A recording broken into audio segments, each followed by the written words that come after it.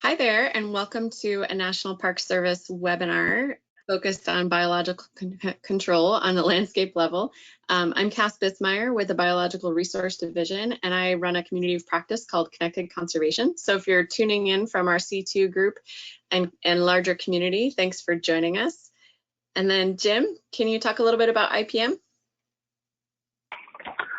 Certainly. Good morning, everyone. My name is Jim Piper, and I am the agency coordinator for the Integrated Pest Management program for the National Park Service. And essentially, this webinar is a joint effort between the IPM program and the Connected Conservation community. And this is part of a broader weekly webinar series that the IPM program has been putting on for not only the National Park Service, but our partners with DOI and the greater public. And the webinar is being recorded today, so just to cover a little bit of housekeeping, you're welcome to offer questions throughout the presentation, so no need to wait until the end. And then we will be posting the webinar on our C2 site, so that is open to the public. We'll also be posting it on the IPM Common Learning portal, so if you're a part of that, we'll drop a link into the CLP here in a few minutes. And then if you're internal with the Park Service, we'll also make it accessible on our internal SharePoint sites for both IPM and C2. So Joey, we're so excited to have you. Jim, will you just do a quick intro of Joey? And then Joey, you'll see a prompt to share your screen. Okay. Yep, certainly. So Joseph Joey Milan is a Boise, Idaho native.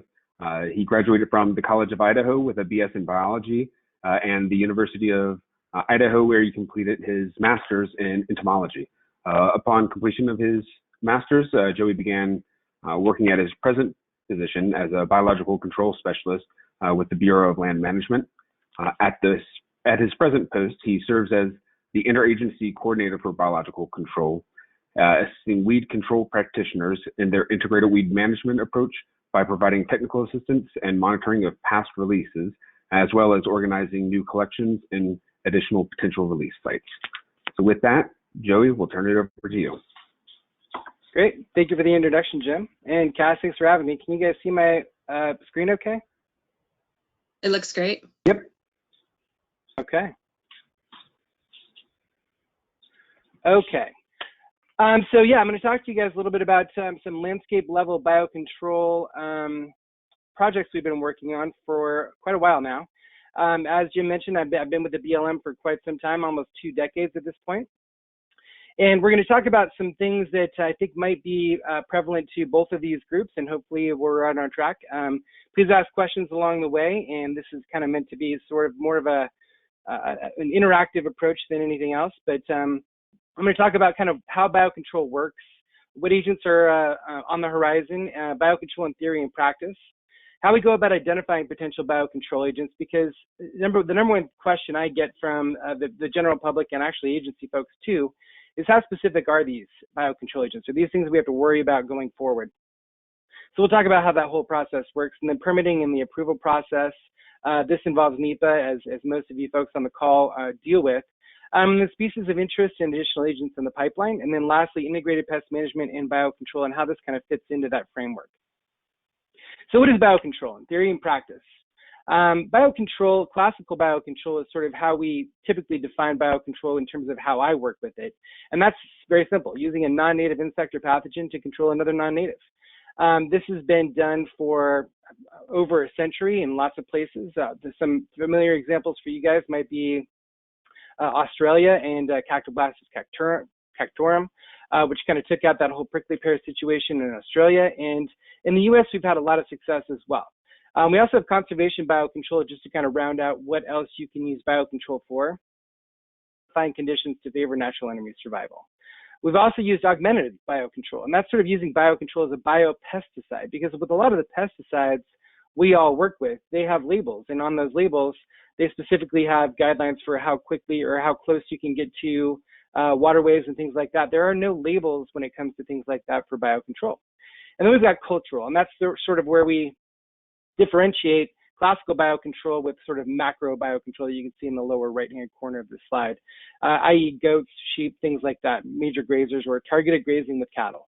Those all have a place in biocontrol, but what I'm going to focus today is basically on classical biocontrol, and we'll stop it at that point. So identifying agents, how does this whole process work? Foreign exploration for natural enemies is a long-term investment. Typically, it takes 10 to 15 years and about $1 to $2 million. So how this whole thing works is we identify a problem. And when doing so, you also identify partners that share that same problem. And then we could sort of put together a consortia with these groups of folks. And that then kind of gets the ball rolling. And when we talk about getting the ball rolling, we also talk about involving our foreign collaborators. And what they do is they go through and they do a thorough literature survey to look for any specialist natural enemies that may occur in this particular target weed's native range. In doing so, they might come up with a list of 5 to 10 that they're really going to kind of go after when they actually do the field work. And then they'll run that through a climate matching model called Climax, which looks at rainfall, degree days, temperature, moisture, drought, et cetera, et cetera.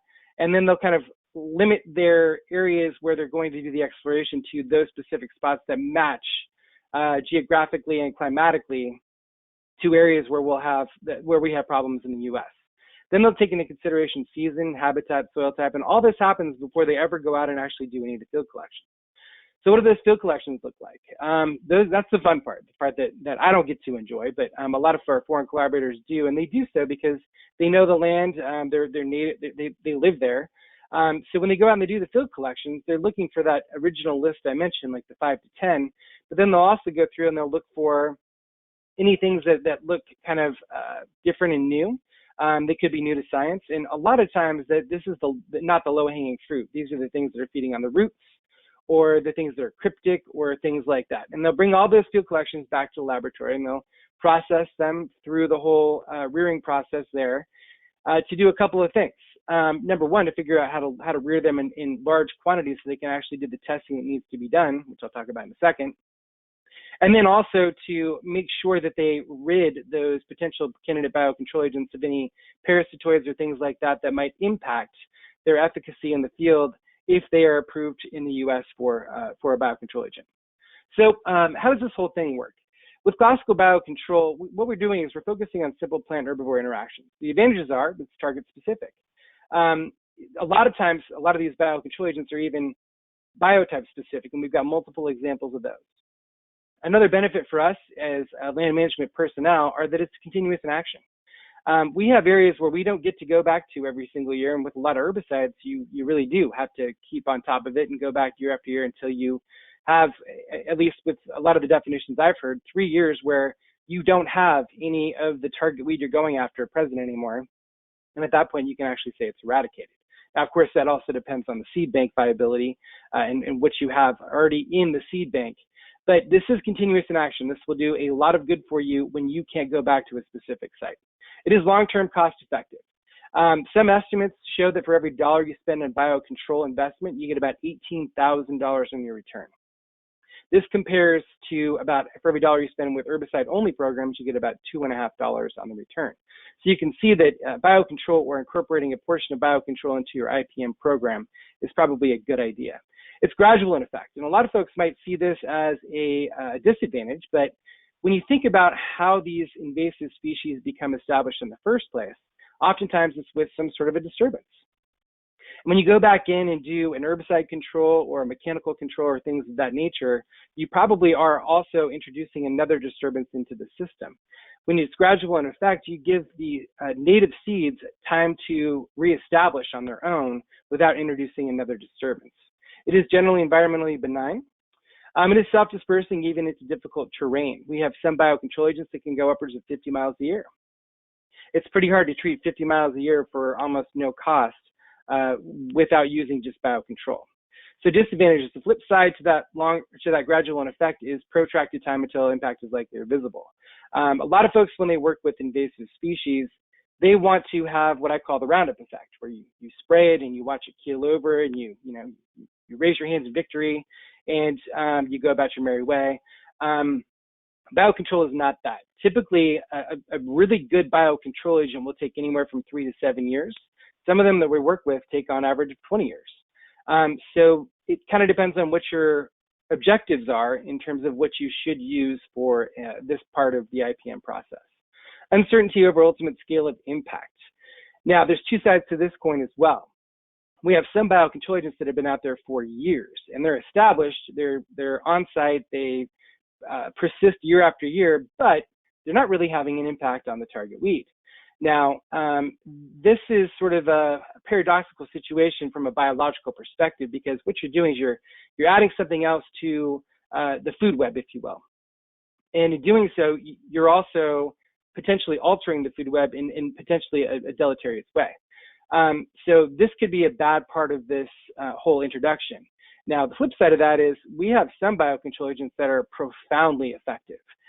We have salt cedar as an example that I'm going to talk about, where a release was done in 2002, and then 1 year later, it had exploded 400 times. So this could go either way. Uncertain non-target effects in the ecosystem. This is best sort of illustrated with an example.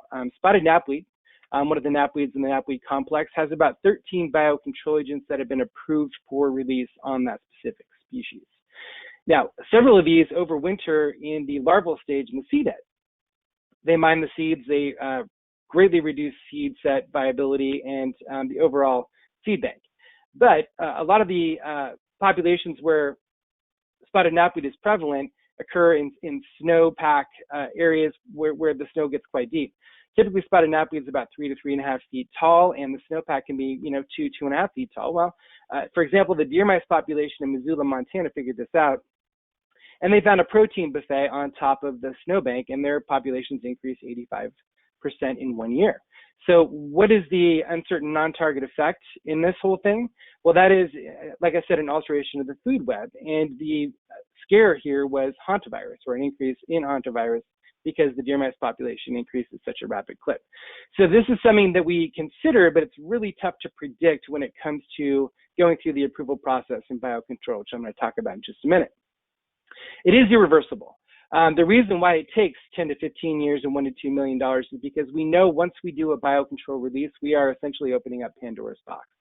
And we want to make sure that what we release is effective and also is just going to go after the target that we want it to go after and not have any other impacts on things that we don't want it to attack.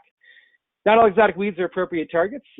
Thistles are the best example of this. We have a lot of thistles, and some of them are native and some of them are not.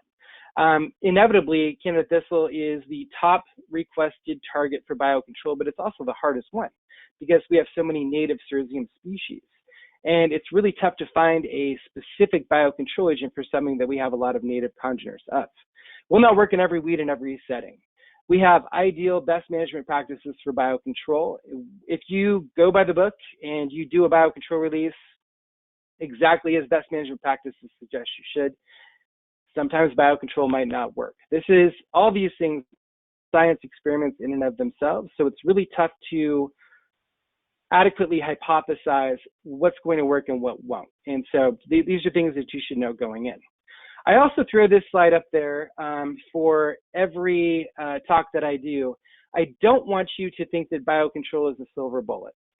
And this graphic really illustrates what we're after with biocontrol. Biocontrol is more of a white flag.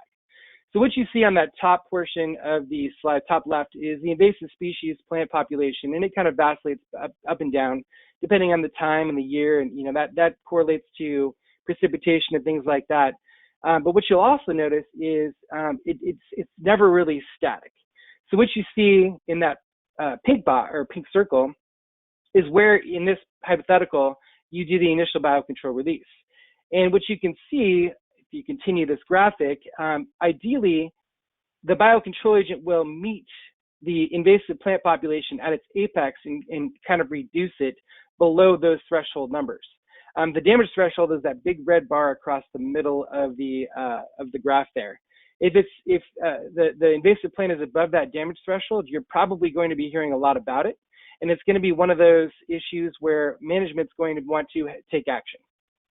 So ideally what happens is the desirable vegetation, which you see in the green line, moves up above and takes in, occupies that niche where the invasive plant was before, and you have the invasive plant, which is down here in the lower right-hand corner, and it's no longer an issue. What you also see is the correlation of the biocontrol population density, and it decreases along with the invasive plant. When it's at this point, you can live with it. But you'll notice the invasive plant population is never gone. This is the point where we can live with it. And that is the goal of biocontrol. We are the white flag of the IPM arm. So we also, when we're putting these biocontrol systems together, we also look at risk assessment. Ideally with biocontrol, you want to have a monophagous biocontrol agent because obviously the risk to non-target species is very low. The problem with that is the availability of those potential targets are very few in nature. Now on the flip side of that, polyphagous insects, the risk to non-target species is very high. Think grasshoppers or things like that just eat everything. And the availability of those is there's a lot of them. The oligophagous insects you can get away with, or agents I should say, in a lot of systems because a lot of these invasives that we work with don't have any closely related congeners. So the oligophagous ones are the interesting ones because, for example, with rush skeleton weed, Chondrilla gentsia, some of you may have access to that or have some invasions in your neck of the woods. The closest thing we have to Chondrilla in the US is taraxacum, which is dandelion, and it's super far away. So we're looking at a lot of the Chondrilla species, of which there are 7 in Russia alone. And when we go through and we move it through this risk assessment matrix, the risk to non-target species is medium, true, but we have a lot more to work with in nature, so something to consider. So host specificity testing. How specific are these potential candidate biocontrol agents? Well, host specificity testing is done through a stepwise process that's tried and true. Originally, what happens is the folks that are doing the petitions, they put together a test plant list, and they run that through the technical advisory group, which I'm going to talk about here in just a second. And they say, okay, is this comprehensive enough? Are we looking at all of the things that are closely related that are potential threatened and endangered species or commercially important species and things like that? And then they run it through a battery of tests. Oviposition tests. Will the female lay eggs on anything but that target weed? Will the resulting larvae and adult stages feed on anything other than that target weed? And they'll do this with no choice tests. I often joke that my kids don't like tomatoes, but I bet you I can make them eat tomatoes. If that's all that they have to eat, if they will just eat those tomatoes, then that's, in this example for biocontrol, that would be a problem because we know that it probably can't complete its entire developmental cycle on a non-target species. So what they do with those groups of candidate, test plants is they put them in a different category, and then they do another battery of tests called multiple choice tests. And then what they'll do is they'll put the target weed in an array. Typically it's a 3x3, so 9 species total. And they'll have all those test plants that have marginal feeding or a little bit of oviposition on. And then they'll also have the target weed in that array. So 1 out of the 9 plants in the array are the target weed, and the rest are things that have had some ancillary feeding or oviposition. And then they'll go through and they'll do a bunch of replications of that test.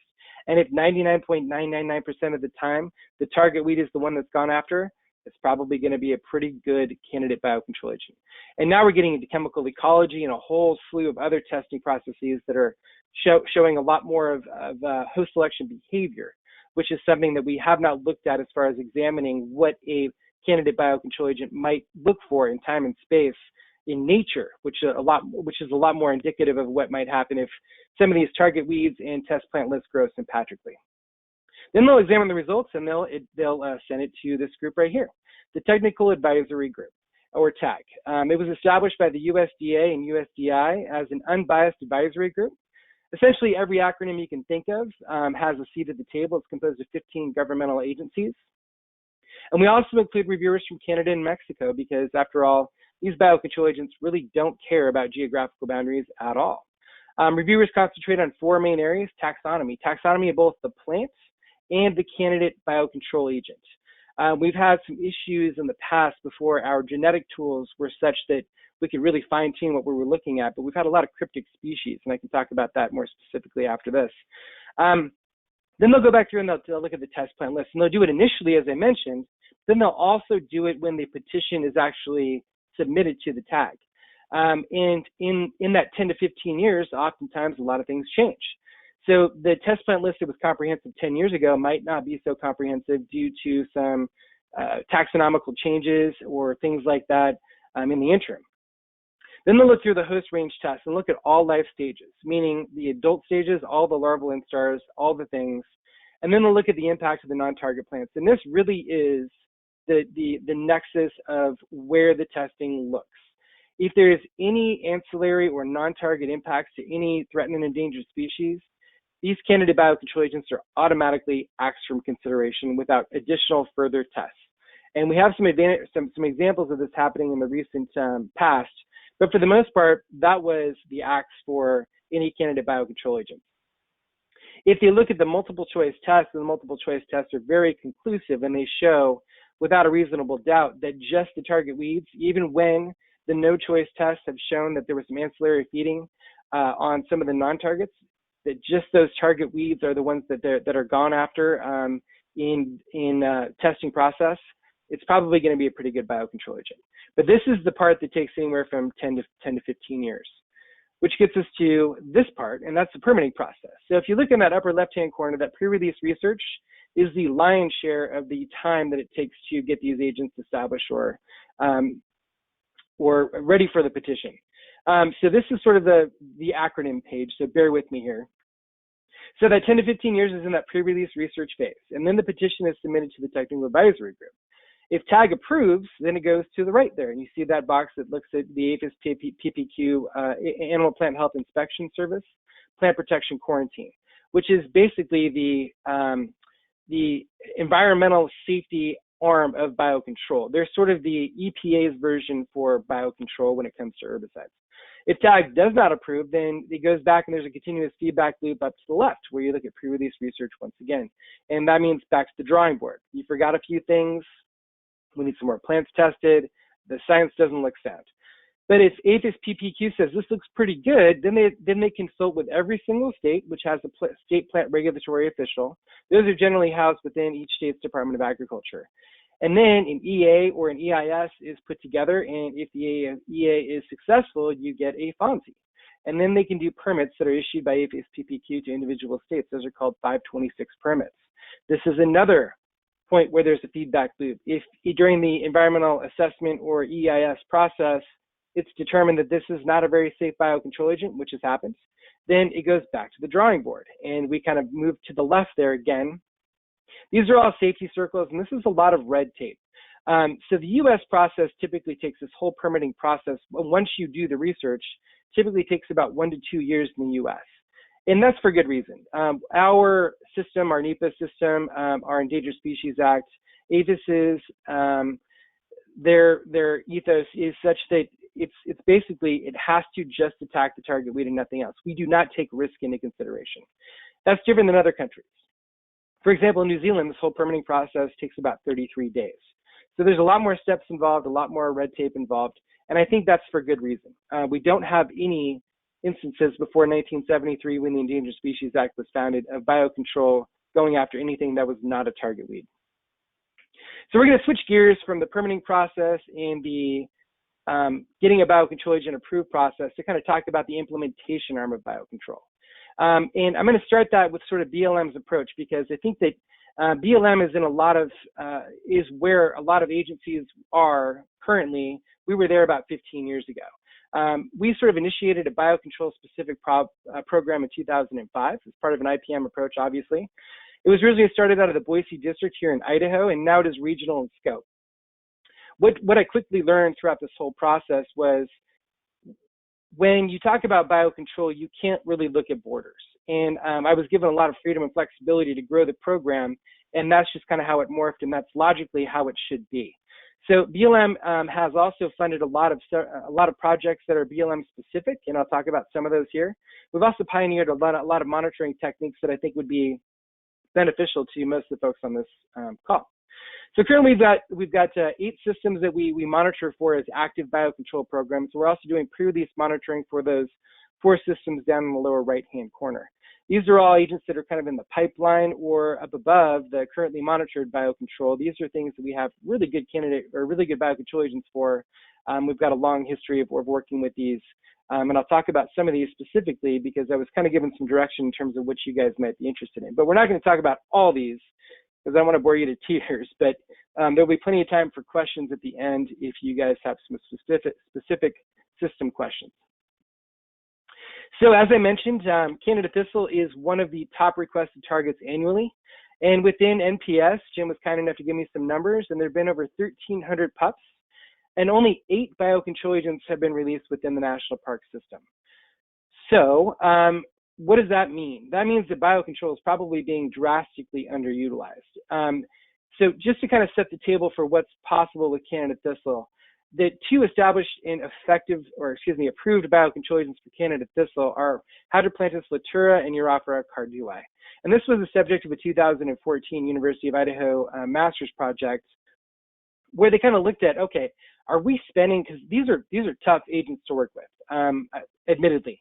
I've worked with both of them for the better part of a decade, and if I could not work with them ever again, I would choose to do that.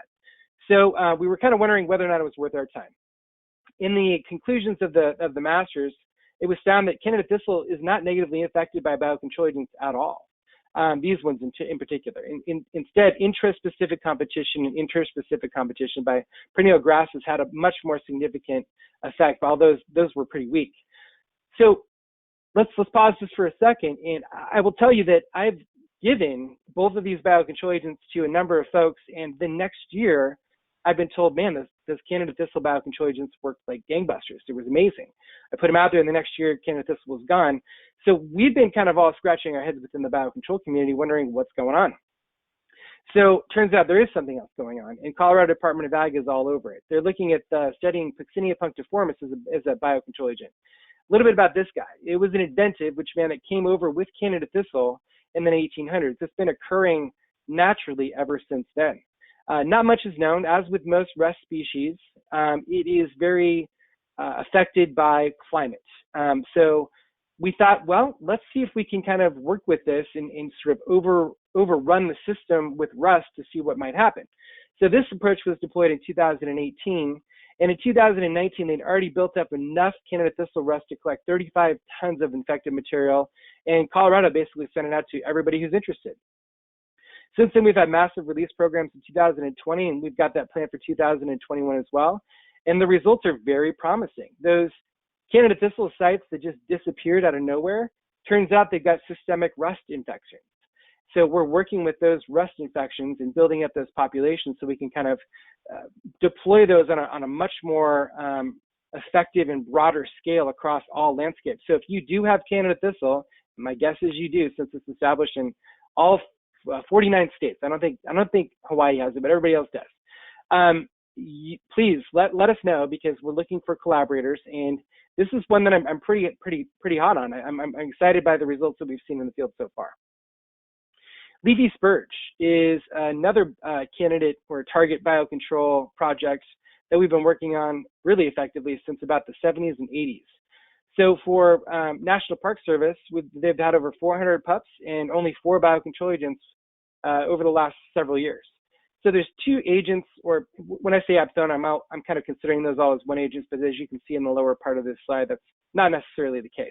But there's 2 agents that do work, and one of them is the Apthona species complex, and the other one is Oberea erythrocephala. As you can see from the gentleman in this picture, he's standing by that post right there, and I'm not sure if you can see my pointer, but I'll give it a shot. And down below here, you see the same post, and this is over 10 years. As I mentioned, several of these are very slow to develop, but what you see, if you're not familiar with leafy spurge, all that bright sort of lime green is leafy spurge. What you also see in that lower picture is there's still a bunch of leafy spurge established underneath those sagebrush plants and some of the other shrubs in the picture. So, is it effective? I would argue yes. Flea beetles can also be used as a bioherbicide in riparian areas. We found this to be very effective. And there's different agents for different microclimatic habitats. Some work really well in high moisture areas. Some work well in sunny open areas. It really depends on what you're working with. And what we're finding is this is 10 years post-release, and all those leafy spurge spots underneath the sagebrush where we didn't really get solid results with Apthona, the Oberea are moving in and cleaning things up. And actually, in some areas, the Oberea are overriding what was left of the leafy spurge from the Apthona establishment. Apthona, they eat all those micro fine root hairs, and Oberea just attack the stem and go after the root crown. So it's a very effective 1-2 punch. The other thing that you'll notice is all that brush in the foreground, it looks pretty good in 10 years. So when we talk about biocontrol as a system, I like to define what the system is. If we're trying to get desirable vegetation back on board, I've seen a lot of places where they've done herbicide, and all those shrubs, I guarantee you, would be fried. So when we talk about using an effective biocontrol agent, for which leafy spurge has a couple, you see that the vegetation that we want to have come back is actually doing quite well. And in my mind, that's a successful biocontrol situation. Another one, and this is sort of an emerging success story, is Russian knapweed. This is an emerging program on a national scale. It kind of started off sort of Washington and has spread like wildfire since then. They've got a couple of biocontrol agents for this guy. The first one is Galmage Yapiella vanicovi. This is operational. We've been laborating them, and we've also figured out how to do field collections. And it is cumbersome, but also very effective. This is established in Alberta, Canada, Nevada, Colorado, Wyoming, Oregon, Washington, and Idaho. And admittedly, this list is probably a little bit dated. I'm sure we have it established in other states, but it takes usually about 1 to 2 years to determine whether or not establishment has happened. Another biocontrol agent for this one is the gall wasp, the Licidia croptomanica. It's the little black one you see at the bottom there. These adults are very, very hard to see in the field. You really have to know what you're looking for, and you've got to be there at the right time. The good news is they produce multiple generations in a year if conditions are correct. We're also operational with this. We've done several field collections, and we're showing impacts that Alicidia outcompetes the Yapiella where both are established. So this might be a situation where one just kind of takes over the other, but collection and redistribution efforts are occurring this field season, and this is one that we have a ton of. In fact, Montana has been really gracious with some of their sites, and they have started being operational, and they've got a kid crew that they're working with to move these around quite a bit. That's a new thing as of last year. So I want to kind of show you some impacts and what those look like from Yapiella on Russian knapweed. Before any of the actual field releases had occurred, the shoot height was predicted to be reduced by about 12%, which isn't big, but it does decrease the overall population of Russian knapweed. But what they found after release was almost threefold that. That's the good news. Also on the good side, the seeds per shoot were predicted to decrease by about 92%, and we're actually seeing about that in the field. So it's been a very effective biocontrol agent. Where we once had Russian knapweed that was about knee high, now it's ankle high in a lot of spots and producing a lot less seeds. So does it kill the Russian knapweed outright like some of these other biocontrol agents we have? Not necessarily, but over time it probably will. So salt cedar, I had to put this one in here because there were over 500 pups and 0 biocontrol agents for this particular species. And we'll get into the reasons for that before I see the comment section blow up. The biocontrol agent for this is a Diarrhabda species. There's about 4 different species that have been established in the U.S. They've been, if you're familiar with this system, established on different latitudinal gradients. They do attack the foliage, and they do a really good job of doing so. We started off with this one back in the early 2000s. We had research plots established in a bunch of states. Huge control potential, and I'll give a couple slides here in a second that kind of demonstrate that. This is highly controversial, and we'll talk about that for just a second. So salt cedar has artificially increased the habitat for the southwestern willow flycatcher. And when I say that, southwestern willow flycatcher prefers willows to nest and have their fledglings and all those life stages for a swiftle. But salt cedar kind of moved the needle and increased that, even though 50% of fledglings actually survive when they nest in salt cedar. So when the Diarrhabda was released in areas where swiftle is occurring, and it completely defoliated, and it just cooked the eggs of swiftle, and I understand how that happened. But what's being lost in this whole shuffle is there are a bunch of sites that are super far away from swiftle habitat and swiftle nesting sites. And we do have the authority to use biocontrol area in those areas. So something I'd like to revisit maybe in the chat section, or maybe when we kind of get back to the back and forth. I just wanted to mention it and let you guys know that this is what kind of success we're talking about. I mentioned this at the onset. The first diarrhea release up here in the Great Basin was in Lovelock, Nevada. And you can see that brown area, that was defoliated 2 acres in 2002. Well, the next year they went back and that 2002 site had ballooned to 400 acres, and now this guy can go up to 50 miles a year. So the impact and the potential to control is huge. It's not something that should be discounted, and a lot of the research that we're seeing is showing that if you take out the salt cedar and you actually have a restoration program behind it, you can actually increase those SWIFL numbers on something that is sustainable rather than something that varies year to year.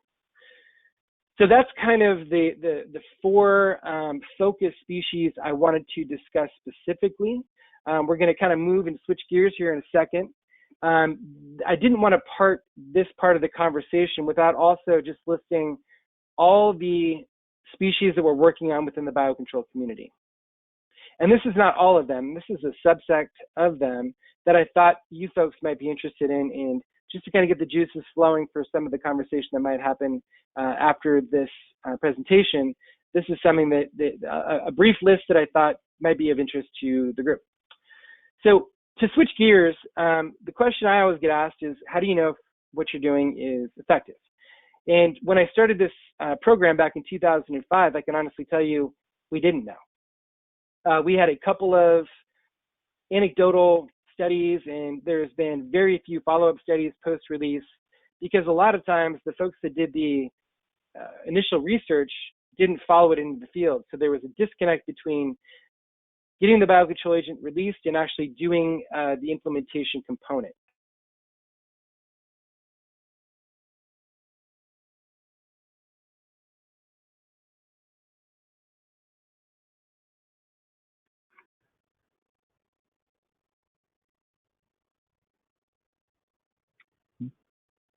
Joey, it seems like we've lost you.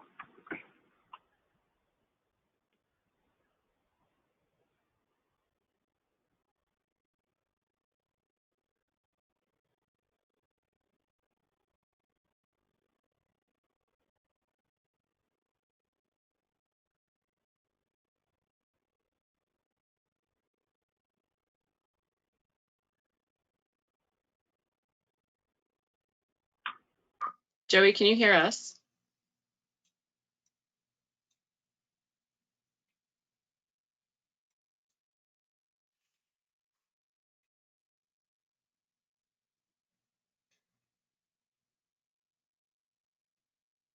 You may need to call back in, Joey.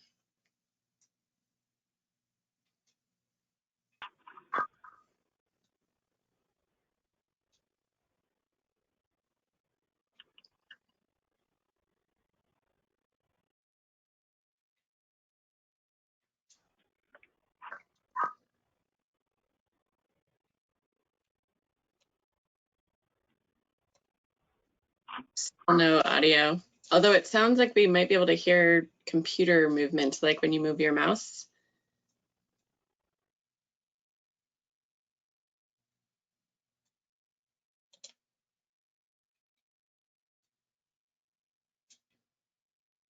If you could, Joey, maybe one thing to try is in that audio panel is to switch to computer audio and see if that allows us to hear you.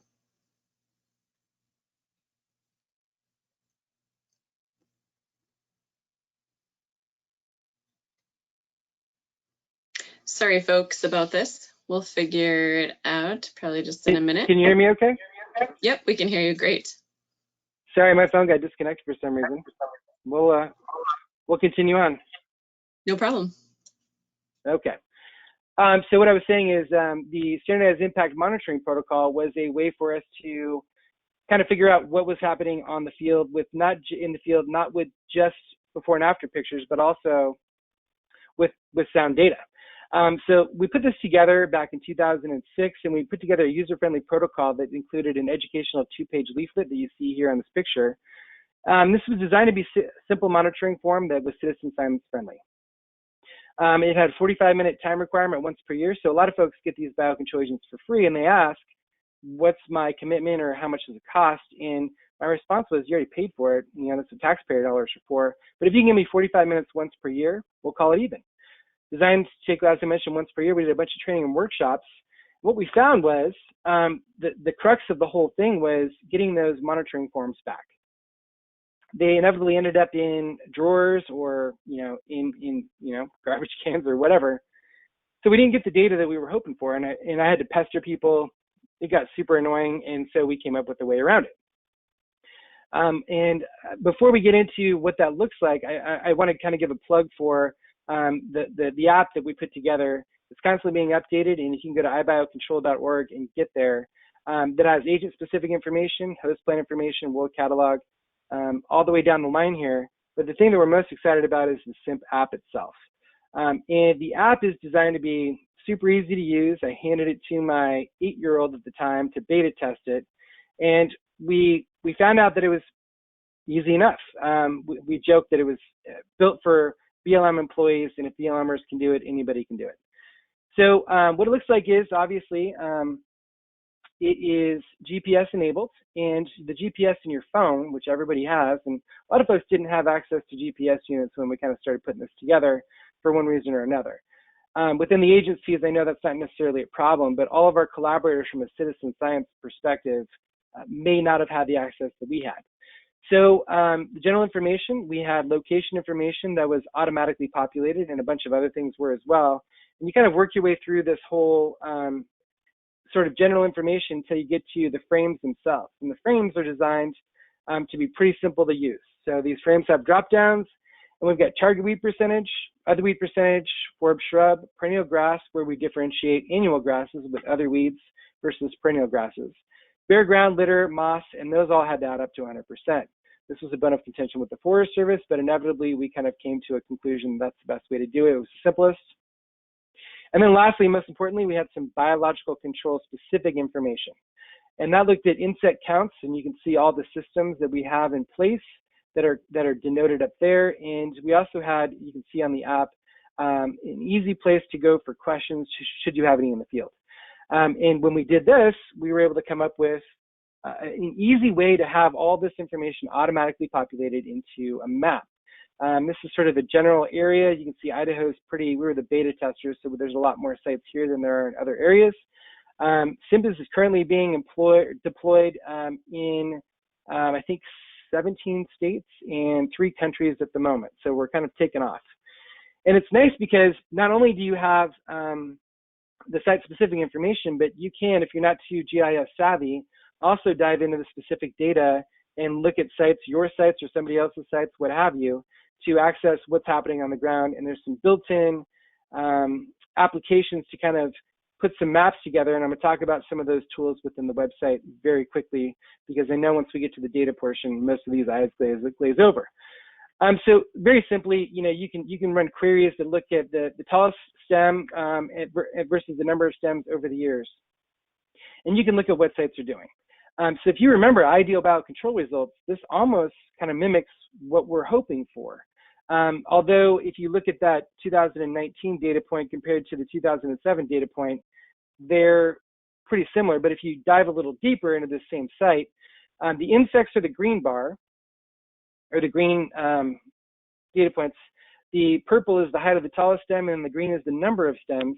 You can see that, man, the height of the tallest stem really skyrocketed, and the year after that, there was a lag with biocontrol. It really popped up, and then everything dove down in 2017. And this is the oscillation and the sort of predator-prey relationship we're hoping to see. And with a lot of the sites, that's indeed what we're seeing.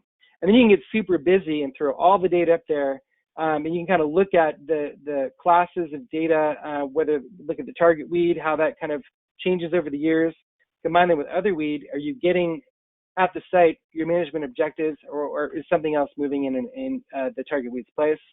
Then you look at forb shrubs all the way down the line, and you can kind of figure out what's going on in a site-by-site approach.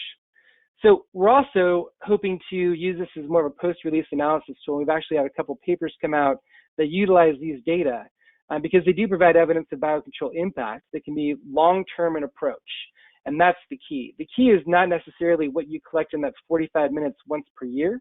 It is collecting at that site every year for a long time so we can look at the long-term data set and actually come up with some conclusions. We do this at varying scales. So it could be local or regional, like watershed specific.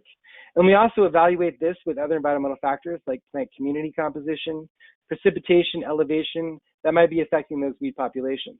And we've come up with a few hard and fast rules, like, if you're dealing with Dalmatian toadflax and you want to be using Mucinus janthiniformis, which is a stem miner, if you are above 8,600 feet, it's not going to work. So these are the sort of management implications that we're coming up with some of these biocontrol agent specific systems. And the other question is, what other factors influence weed dynamics? Is impact locally variable? And then most importantly, are changes desirable? If we're going out there and we're taking out a target weed just to have another weed move in behind it, is that a success? I would argue that it's not. And the goal here is to enhance integrated weed management and improve understanding of biocontrol, whether or not it's working, and adapt release strategies and control measures accordingly. So going forward, we're looking at building a much more powerful website. We want to compare multiple sites over time, and ability to combine those sites for comparison, like watersheds, as I mentioned, or geographical boundaries, what's happening in Idaho, what's happening in Montana. I want to be able to select different years. Some of that functionality is not quite there yet. We're in the process of developing and integrating help videos. And we're going to have links to sites to QR codes with built-in GPS directions, because inevitably you're in your position right now, but you might not be there next year. And if you start a biocontrol program and you want to have people go out there and continue the monitoring, it's a lot easier to take your phone, hold it up to a QR code, and have step-by-step directions on how to get there than it is to actually write down, turn left at the Johnson cabin or what have you. Ability to download the entire database. We don't want to have these data go into a black hole. We want to have access to folks who want to use it, who want to look at it. And then links to iBiocontrol and SIMP Survey 123 data, and that's currently being done as we're speaking. We've got several graduate students who have used this. We've applied the pre-release data to new systems to assess impact. We're doing this with all those new systems I talked about. We're doing baseline data with at least 3 years before we do a release for Ceratopia, Bassa corny for yellow star thistle, for example.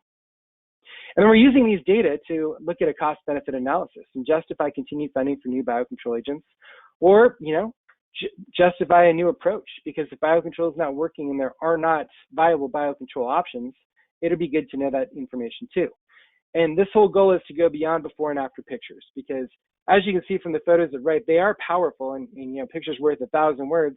But when you can couple those pictures with actual data points, it really paints a better, more comprehensive picture. So in summary, biocontrol is an underutilized IPM tool.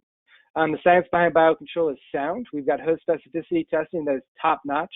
We're also looking at some of those testing processes that look at agent selection in the field, which is going to be groundbreaking. The genetic work behind all these biocontrol agents and the new biocontrol agents is also very sound. Genetic tools are easier to come by, and we've got a lot of geneticists on board with what we're doing with biocontrol. There are many success stories and emerging success stories within biocontrol, and know the tool you need for your objective. I'm not here, painting a rosy picture on biocontrol, telling you it's the only thing that you should use.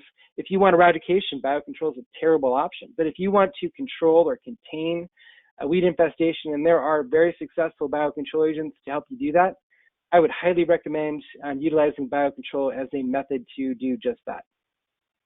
And that's pretty much all I have for this. Are there any specific questions, or do we need to go back to the chat? I'm not quite sure, Cass, how we want to handle this going forward. Yeah, so thanks so much, Joey, for that great presentation, and so grateful that your audio got fixed there in the middle. So folks, just a reminder, you're welcome to drop any questions that you might have into the chat. We do have a few to get us started. And as a reminder, we are recording the presentation too. So if you need to hop off, that's totally fine. You'll catch the questions after too. And if we don't happen to get to all the questions, we'll make sure to send them on to Joey and he can respond to you accordingly. So the first question we have here, Joey, is, has EPA made a determination concerning FIFRA regulation of P. punctiformis? So that's a really good first question. So Puccinia punctiformis, we are actually looking at moving it out of the EPA arena altogether, and that just gets back to a definition of what biocontrol is and is not. The thought process within the APHIS folks that are working on this is that it will not be regulated by EPA. It is totally different than, BT or some of the Pseudomonas fluorescens strains that we've been working with biocontrol, which are regulated by the EPA. This is a totally different beast, so it will be, in my opinion, regulated by APHIS, and we do have the necessary NEPA, EA, et cetera, to work with Puccinia punctiformis currently. Great. More here, and I should mention too, we do have a few staff from the Environmental Quality Division from the National Park Service who are on as well, and they might be able to help with a couple of these questions. The next one, though, not pertaining to NEPA necessarily, but what is the one or two things that you know least about the negative impacts of biocontrols? The number one thing is food web altercations. Putting studies like that together to look at all the trophic ramifications of biocontrol are almost impossible. If you think about where insects lie on the trophic chain, and some of these things are mites. So what consumes mites? Spider mites. What consumes spider mites? You just kind of go up the trophic level, and those are really difficult to discern, to design studies to figure out what's going on, or anything along those lines. And it's, I think I know of 3 or 4 trophic level studies, and they are not comprehensive because it's pretty tough to be comprehensive all the way up to, grizzly bears. So how do we get from biocontrol to grizzly bears? Well, it can happen in Montana and Idaho really easily. The only question is how to draw that line and figure out where it goes. That's probably number one. Number two is where biocontrol will be established and effective. I'd like to say that we've got a really good comprehensive list of best management practices, and I believe that we do for a lot of these, but we don't necessarily have it dialed. And I think that's just because of the systems that we're working with. They're natural systems. If they're natural systems, there are going to be things that pop up that we don't even know about, whether they're, fungi in the air or different things that are involved in getting a biocontrol agent established and up to population level impact numbers that are actually doing something on the ground. It's tough to predict. A lot of times we can get there. We know with a lot of these systems what that looks like, but with a lot of them, we don't, or we think we do and we're wrong. So like I said, every system that we work with, it's imperative that you monitor.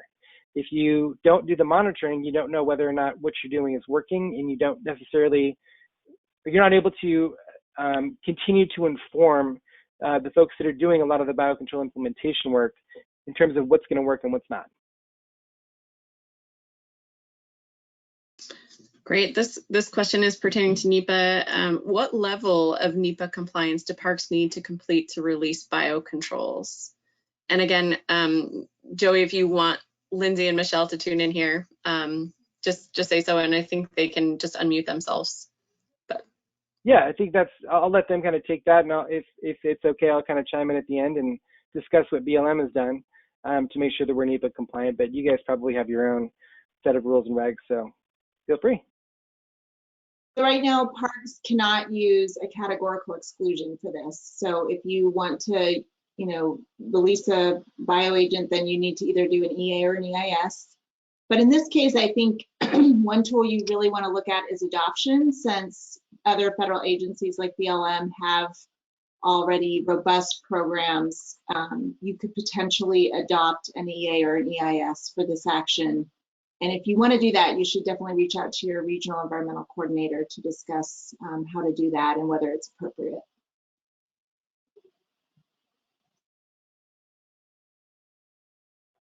Within the BLM, to kind of dovetail on what Lindsay said, we do have, we make sure that our EAs are tiered to or are done at least the district level. More often it's at the field office level, and I realize that we have our whole agency set up differently. But when we put that EA together and the NEPA together, the thing that I stress to folks is to make sure that you say biological control agents that are approved on, in our case, BLM managed lands. That list then can be used, and that's a list that's maintained by APHIS because they're the governing authority for biocontrol. So you don't have to specifically say Puccinia punctiformis, for example. You can just say agents that are approved for use on National Park Service managed lands. And that makes it so every time you get a new biocontrol agent, you don't have to write a new EA.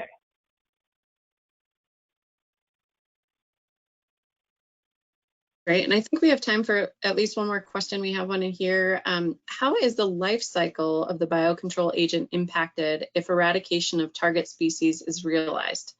Seems counterintuitive that they would eat themselves to extinction. So I've not seen that happen, but I will say that the systems that we work with where we have the biggest success stories, like purple loosestrife, for example, you think it's eradicated, but it's really not. You know, we had 8-foot tall plants in a 40-acre site, and purple loosestrife the whole thing was purple, and we thought we had eradication realized. And I was over there doing another study on tamarisk actually, and I was kind of whacking my way through the cattails, and I looked down and there was a purple loosestrife plant that was 8 inches tall. I never would have found this plant looking for a purple loosestrife had I not been looking for salt cedar. And that 8-inch tall plant probably had 30 Gallericella beetles on it. So where you and I use visual cues, they use olfactory and visual cues to pinpoint some of these things.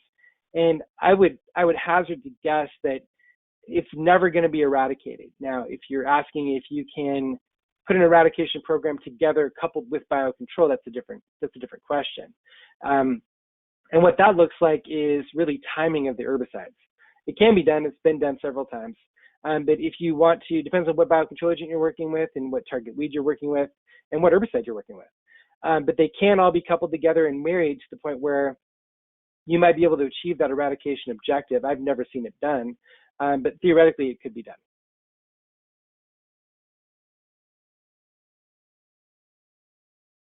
Great.